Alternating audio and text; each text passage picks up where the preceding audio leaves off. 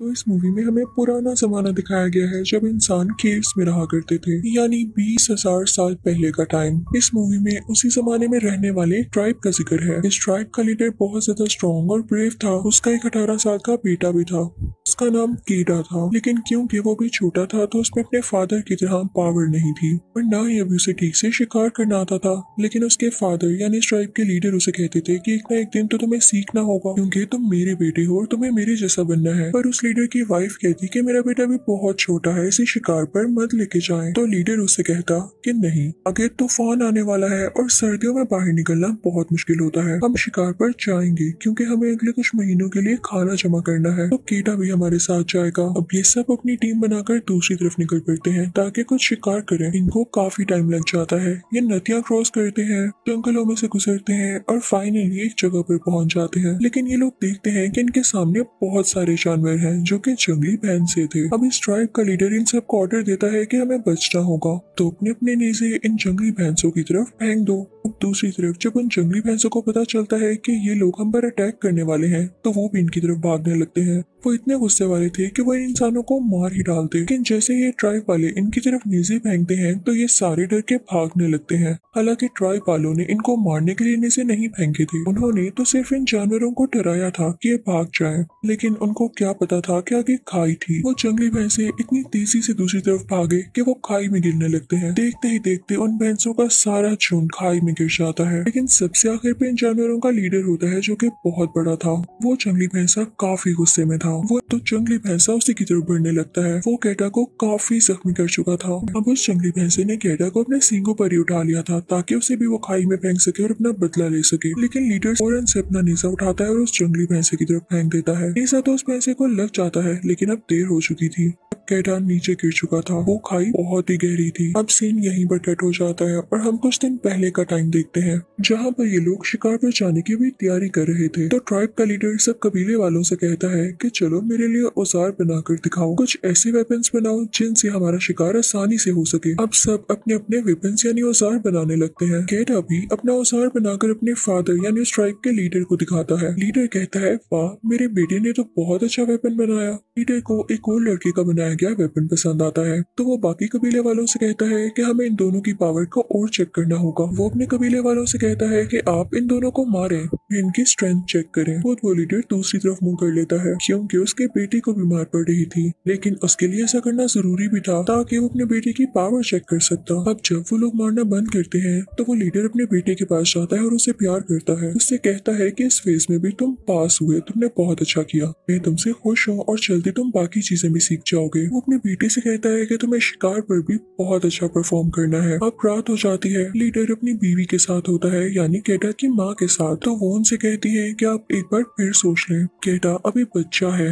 अब भी जानते हैं कि शिकार के दौरान कितनी प्रॉब्लम्स आती हैं। तो लीडर कहते हैं अगर वो प्रॉब्लम्स नहीं फेस करेगा तो निखरेगा कैसे, यानी उसमें हिम्मत और पावर कैसे आएगी। हम पे मुश्किलें इसलिए आती हैं ताकि हम उन्हें ओवरकम करना सीखें और हमारे लिए फिर सब कुछ आसान हो जाए। और वैसे भी तुम्हें घबराने की कोई जरूरत नहीं, वो हमारा बेटा है तो वो हम जैसा बहादुर ही बनेगा।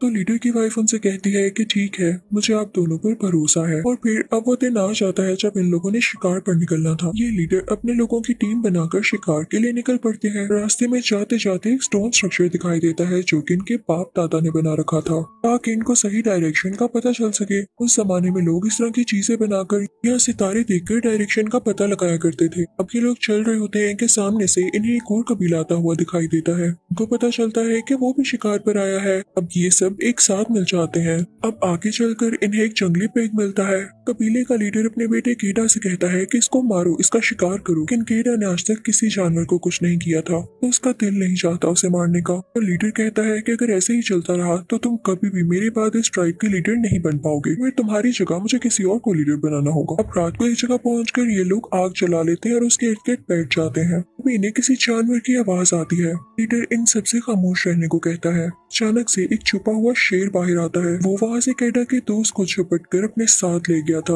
और ये सीन कैडा से बर्दाश्त नहीं होता। वो काफी डर जाता है। अब ये सब लोग उस लड़की की याद में कुछ पत्थर रखते हैं और आगे के लिए निकल जाते हैं। अब सारा दिन ये लोग मेहनत करते हैं और रात भी यहीं पर हो जाती है। आज ये सब लोग एक गार में रुके थे। अब कबीले का लीडर और उसका बेटा कैडा कार से बाहर आते हैं तो लीडर उसको उन दोनों के हाथ पर बनाए गए डिजाइन आसमान से मैच करने को कहता है, जो कि उनको रास्ता ढूंढने में मदद कर सकते थे। और फिर वो उसे अपने साथ ले जाता है और अच्छी अच्छी बातें समझाने लगता है। वो कुछ भेड़ियों को देखते हैं, लेकिन उनमें से एक भेड़िया था जो कि लहता खड़ा हुआ था और वही उनका लीडर था। तो लीडर अपने बेटे कीडा से कहता है कि देखो ये सबसे लहता है, तभी तो लीडर है। वो लीडर बहुत रोने लगता है क्योंकि उसे ये लग रहा होता है कि इतनी सख्त चोट लगने के बाद उसका बेटा जिंदा नहीं बचा होगा। वो उधर ही बैठा रहता है और अपने बेटे को आवाजें देता रहता है, लेकिन उसका बेटा उसे कोई जवाब नहीं दे रहा होता। इसी तरह रात हो जाती है। उसके कबीले वाले भी वहाँ पर होते हैं। वो सारी रात अपने बेटे को पुकारता है, उसे आवाजें देता है, लेकिन कोई फायदा नहीं होता।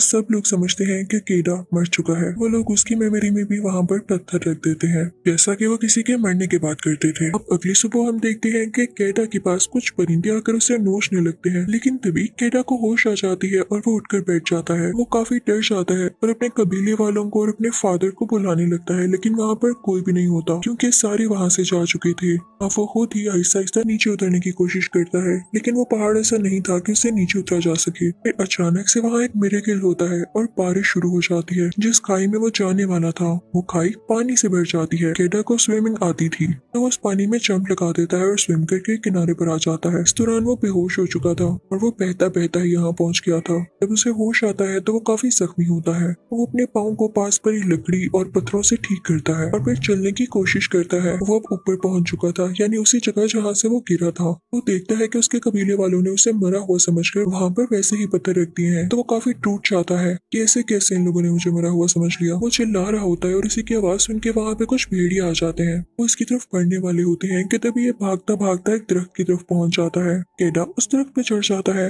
अब भेड़ियों के डर से वो उस दरख्त से नीचे नहीं उतरता। सारी रात वो उसी दरख्त पर लेटा रहता है। फिर सुबह हो जाती है और उसे प्यास लगने लगती है। वो दरख्त से नीचे उतरता है और पानी भरता है, लेकिन तभी वो भेड़िया उसका पीछा करने लगते हैं। वो भाग कर दरख्त पर दोबारा चढ़ने लगता है, लेकिन वो भेड़िया उसे पकड़ लेते हैं। उनमें से एक भेड़िया उसके पाँव पर काट लेता है तो केडा उसे मारता है। जो उसके पास वेपन था उसे जख्मी कर देता है। अब वो भेड़िया वहाँ पर गिर जाता है तो इतनी देर में केडा दरख्त पर चढ़ जाता है और बाकी भेड़िया नीचे ही खड़े होते हैं उसके इंतजार में। लेकिन इसी तरह रात हो जाती है। लेकिन जब केडा नीचे नहीं आता तो सारे भेड़िए वहां से चले जाते हैं, लेकिन जख्मी भेड़िया अभी तक वहीं पर था। पहले तो उसको लगता है कि ये भी मर गया है, लेकिन वो दर्द से चिल्ला रहा होता है। केडा जब उसको देखता है तो वो कहता है कि चलो इसकी दर्द खत्म करने के लिए मैं इसे मार ही देता हूँ। वैसे भी अगर ये जिंदा रहा तो ये मुझे मार देगा। वो उसे मारने के लिए नीचे उतरता है, लेकिन उसकी मासूम शक्ल देखता है। होते तो भेड़िए बहुत खतरनाक है, लेकिन यहाँ पर ये काफी इनोसेंट लग रहा होता है। दोनों एक दूसरे की आंखों में देखते हैं। वो पता नहीं केडा को क्या फील होता है और वो इसे नहीं मारता। इस भेड़िया का मुंह बंद कर देता है ताकि वो इसे काटे ना, और उसे उठा के आगे चल पड़ता है। वो उस भेड़िए के साथ एक गार में आ जाता है और दोनों वहीं पर सो जाते हैं। जब अगली सुबह केडा की आंख खुलती है तो वो देखता है कि भेड़िया आराम से बैठा हुआ है, यानी वो केडा पर अटैक नहीं कर रहा। जब उस गार में रोशनी फैलती है तो केडा देखता है कि ये तो वही गार है जहाँ पे ये लोग आकर बैठा करते थे। वो बाहर जाता है, कुछ हर्ब्स लेता है और उनका मिक्सचर बना के अपने जख्म पर लगाने लगता है। केडा की नजर उस भेड़िए पर पड़ती है। उस भेड़िए को काफी प्यास लगी हुई थी तो अपने मुंह की रस्सी खुद ही खोल देता है।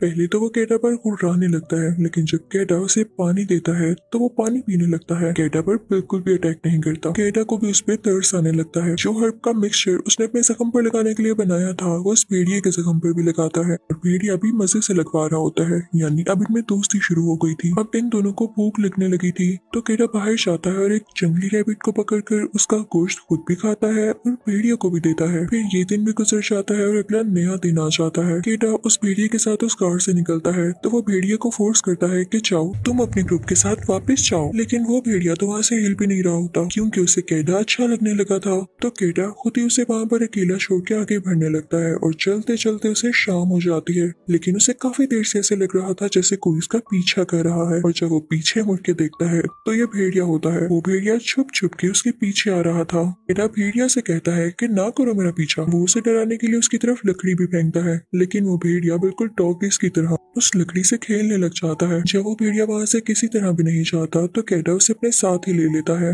अब वो आगे बढ़ने लगते हैं। चलते चलते उन्हें एक वाइल्ड पिग नजर आता है। भेड़िया उसका शिकार करने के लिए उसको टैकल करता है, लेकिन कैटा डर जाता है तो वो लोग उसका शिकार नहीं कर पाते। फिर से वो लोग चलते रहते हैं। क्योंकि इन्होंने अपना शिकार मिस कर दिया था तो आज उन्होंने कुछ भी नहीं खाया था और बेचारे भूखे ही सो जाते हैं। अब सुबह हो जाती है। फाइनली वो भेड़िया कैटा को भी शिकार करना सिखा देता है। ये दोनों खाने के लिए किसी चीज का अरेंज कर ही लेते हैं। इसी तरह से इनकी दोस्ती बढ़ती जाती है और दोनों एक साथ रहते थे। अगले दिन भी भेड़िया मछलियां पकड़ कर देता है कैटा को। कैटा उस भेड़िया से कहता है कि तुम तो बहुत अच्छे हो, मैं तुम्हारा नाम अल्फा रखता हूँ। अब हम देखते हैं कि कैटा को वहाँ से निकले हुए काफी दिन हो जाते हैं और मौसम भी चेंज होने लगता है। काफी सर्दी आ चुकी थी और स्नो फॉलिंग भी होती रहती थी। हर तरफ बर्फ ही बर्फ हो जाती है। अब हम ये भी फील करते हैं कि कैटा अब डरता नहीं था। वो खुद भी शिकार कर लिया करता था क्योंकि ये सब उसे भेड़िया ने सिखा दिया था। अब रात को कैटा और वो भेड़िया यानी अल्फा मिलकर खाना खा रहे होते हैं, लेकिन तभी वहाँ पर एक और भेड़िया आता है जो कि खुर्रा रहा होता है। कैटा क्योंकि अब डरता नहीं था तो अपना नीसा उठाता है और उसका सामना करने चाहता है, लेकिन तभी फील करता है कि ये अल्फा का ही कोई साथी है। वो अपने खोए हुए साथी यानी इस भेड़िया अल्फा को अपने साथ लेने आया था। अल्फा जब उसके साथ जाने लगता है तो वो पीछे मुड़कर कैटा की तरफ देखता है, जैसे उसे शुक्रिया कह रहा हो। उसकी आंखों से ऐसा लग रहा था जैसे उसका भी जाने का दिल नहीं है, लेकिन कैटा उससे कहता है कि तुम्हें जाना होगा। कैटा समझ सकता था कि अपनी फैमिली से दूर रहने का गम और दुख कितना ज्यादा होता है, तो वो अल्फा को भी उसकी फैमिली के पास भेज देता है। लेकिन जैसे ही अगला दिन होता है तो कैटा अपने दोस्त अल्फा को बहुत मिस करने लगता है, क्योंकि वो इतने दिन उसी के साथ तो रहा और उसी ने उसको शिकार करना सिखाया।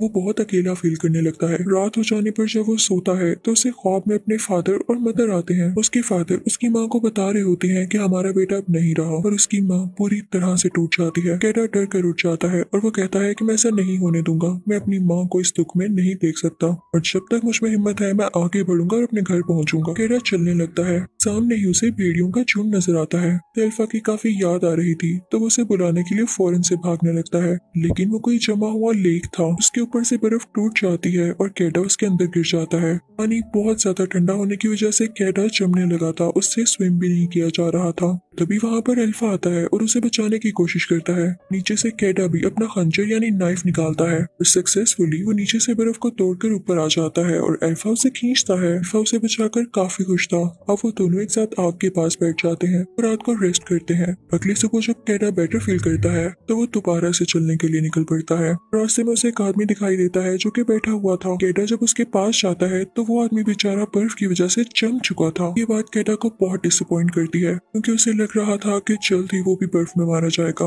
लेकिन अल्फा भी उसकी गोद में सर रख लेता है, जैसे वो उसे कन्विंस कर रहा हो कि तुमने हिम्मत नहीं हारनी। बिल्कुल उसके साथ ही रहता है और उसकी बॉडी के साथ लग जाता है ताकि उसे गर्मी मिले। कितना क्यूट भेड़िया था ये। तो कैटा कुछ हिम्मत करता है। जो आदमी मर चुका था वो उसके घर से कुछ कपड़े लेता है और फिर वो दोनों आगे बढ़ने लगते हैं, लेकिन तभी उनके पीछे जंगली जानवर पड़ जाते हैं और वे कार में आकर छुप जाते हैं। लेकिन अल्फा वहाँ गुर्राने लगता है। का मतलब ये था कि केव में कोई जंगली और खतरनाक जानवर था। ऐसा ही होता है, वो एक ब्लैक पैंथर होता है। वो आकर उन पे हमला करने लगता है, लेकिन अल्फा फौरन से उसके सामने जाकर उससे लड़ने लगता है। अल्फा काफी जख्मी हो चुका था। कैटा के पास जो तीर कमान था यानी बो और एरो, वो उसे शेर पर शूट कर देता है, जिससे शेर जल्द ही मारा जाता है। कैटा को बहुत बुरा लग रहा होता है कि अल्फा बेचारा मेरी खातिर इतना जख्मी हो गया। उसके जख्मों को ठीक करता है और उसका शुक्रिया अदा करते हुए कहता है कि मैं और तुम हमेशा साथ रहेंगे। फिर वो दोनों दोबारा से निकल पड़ते हैं, लेकिन यहाँ पर स्नो फॉलिंग स्टार्ट हो चुकी थी और वो बेचारा भेड़िया भी काफी जख्मी था और चल नहीं पा रहा था। तो कैटा उसे भी अपनी गोद में उठा लेता है। दोनों बर्फ के सी तूफान में चल रहे थे। दोनों को शदीद भूख लग रही थी क्योंकि इन लोगों ने खाना ही नहीं खाया था। वो दोनों वहीं सो जाते हैं। कैटा को एक और ख्वाब आता है, इसमें वो अपने पेरेंट्स को देखता है। तो वो उठ के कहता है कि नहीं, मैं हिम्मत नहीं हारने वाला, मैं जरूर अपने घर जाऊंगा। चलता रहता है और फाइनली उसका